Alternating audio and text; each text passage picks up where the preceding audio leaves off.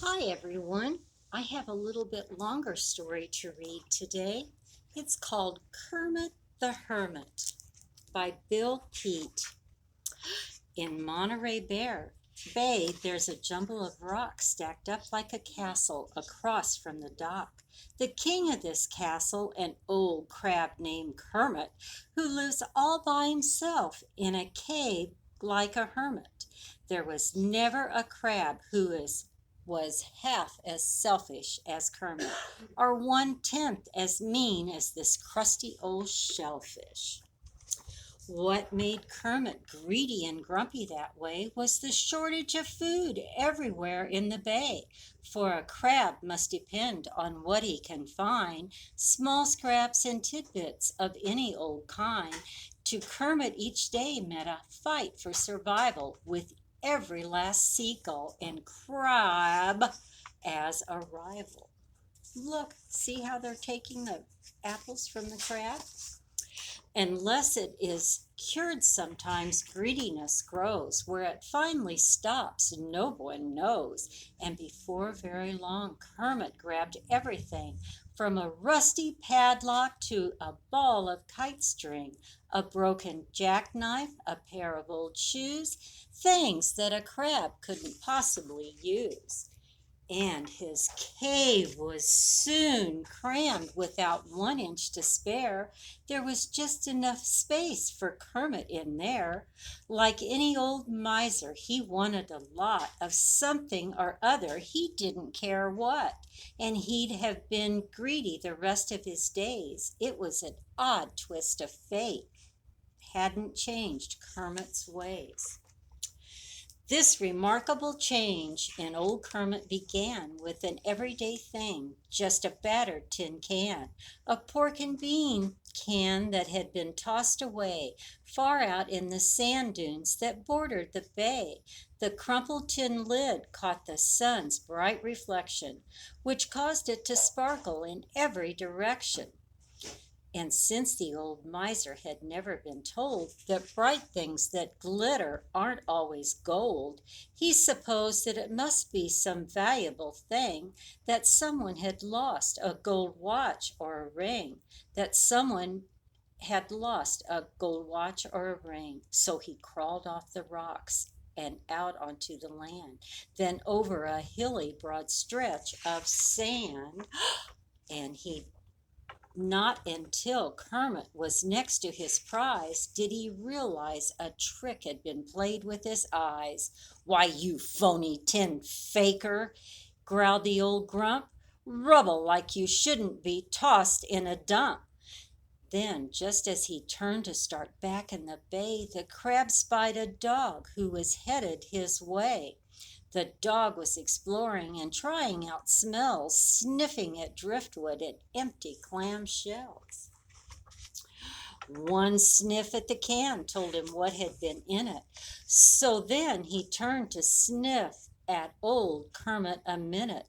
In one grab, the crab gave the dog a sharp nip on his sensitive nose, and he let out a yip.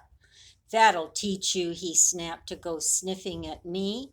Then he turned himself round to head back for the sea. But the dog had made a leap, seized the crab in his jaws by the back of the shell beyond the reach of his claws.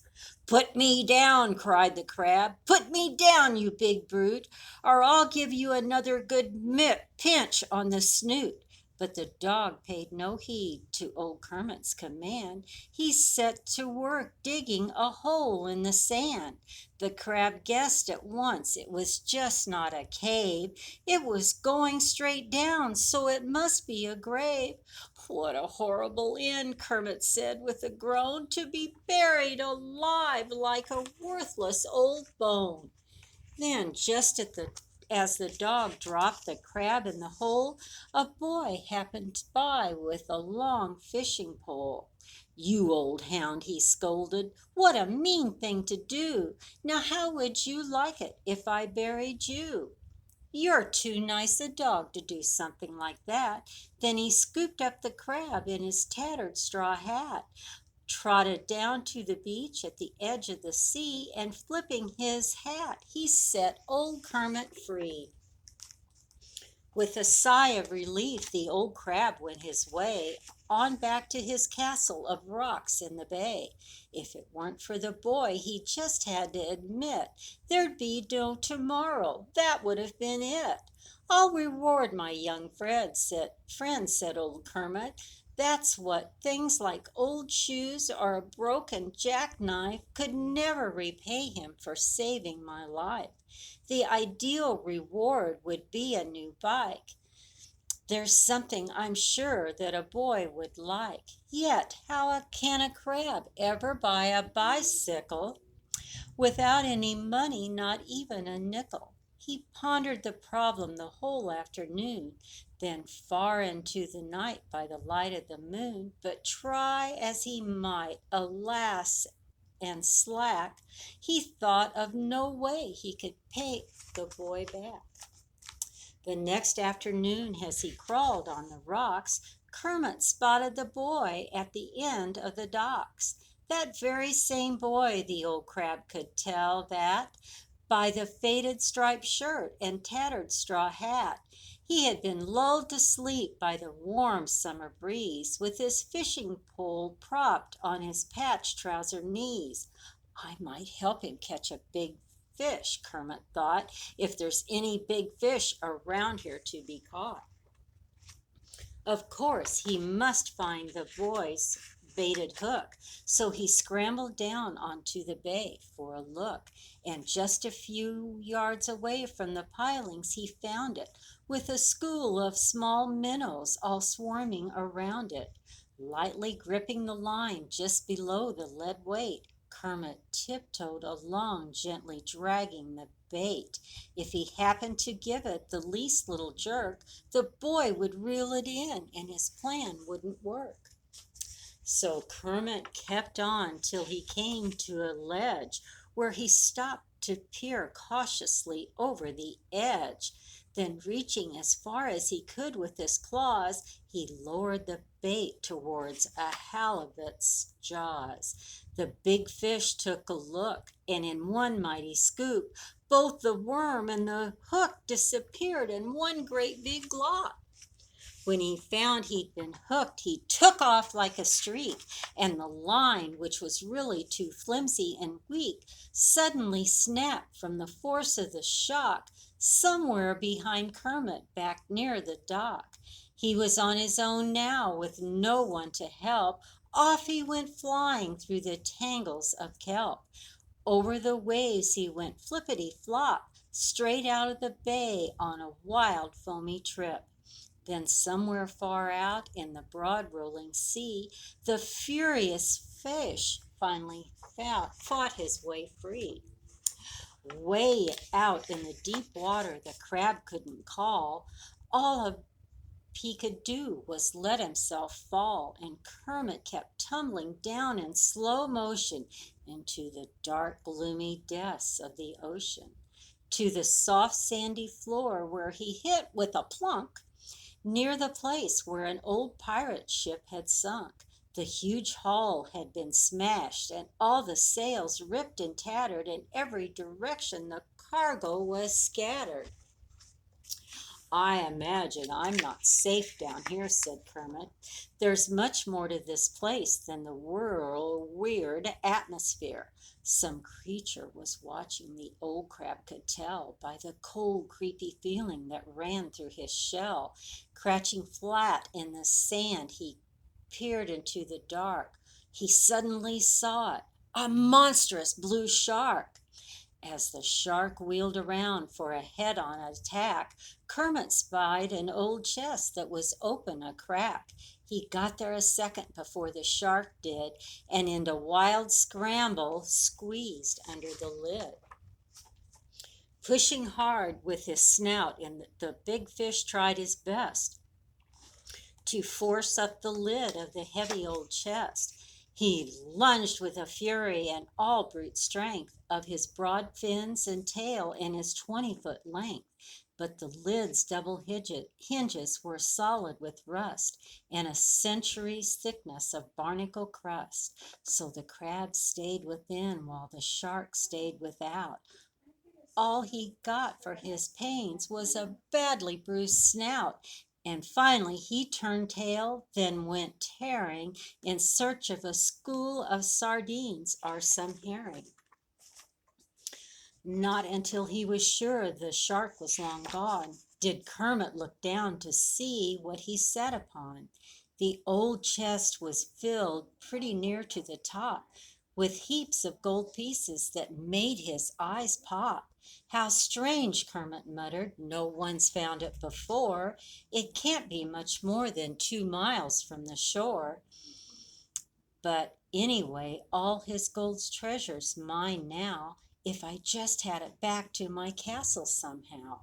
With a coin in each claw, he set out for the bay, with his life in great danger every step of the way.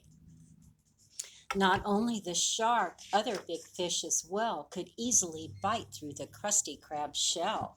To avoid being caught by these crabby, hungry enemies, he scuttled behind the dense clumps of anemones. Here the deep shadows were mostly blue-green, so a bluish-green crab there could scarcely be seen.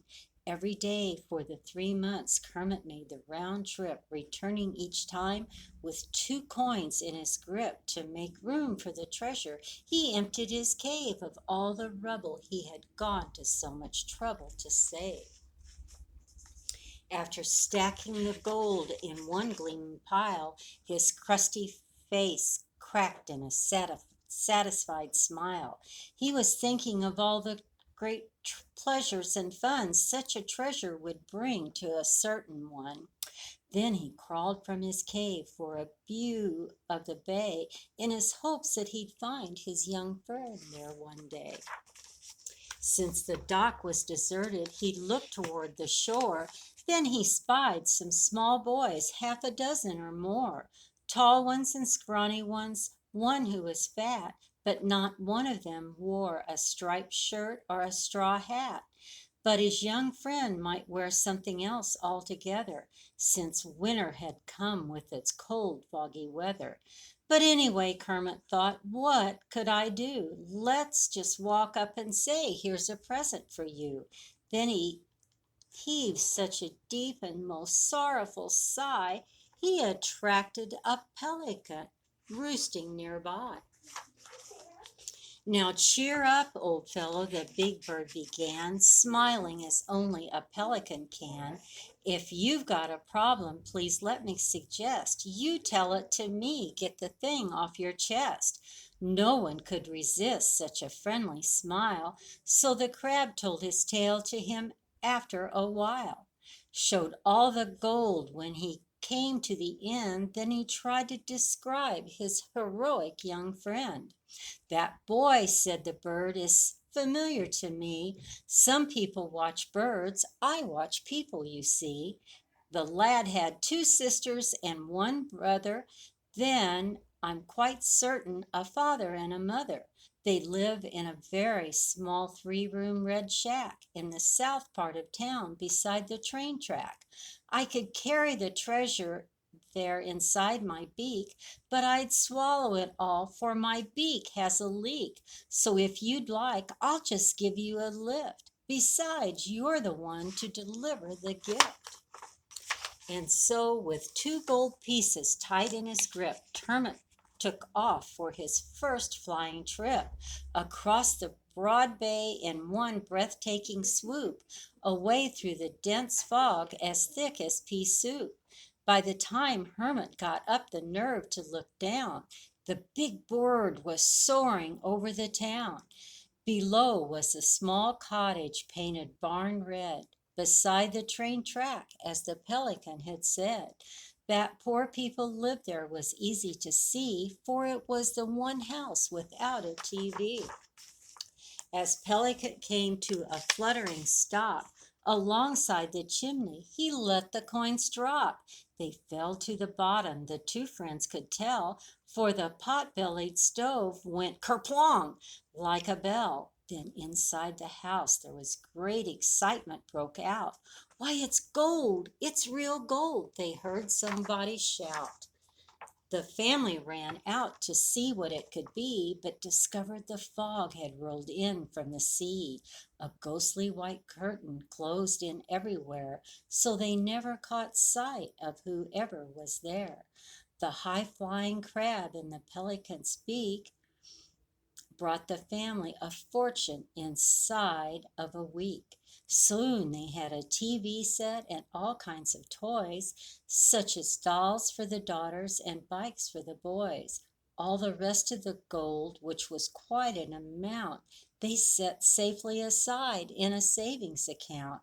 For the wise father said it's not every day that a fortune is dropped down our chimney that way.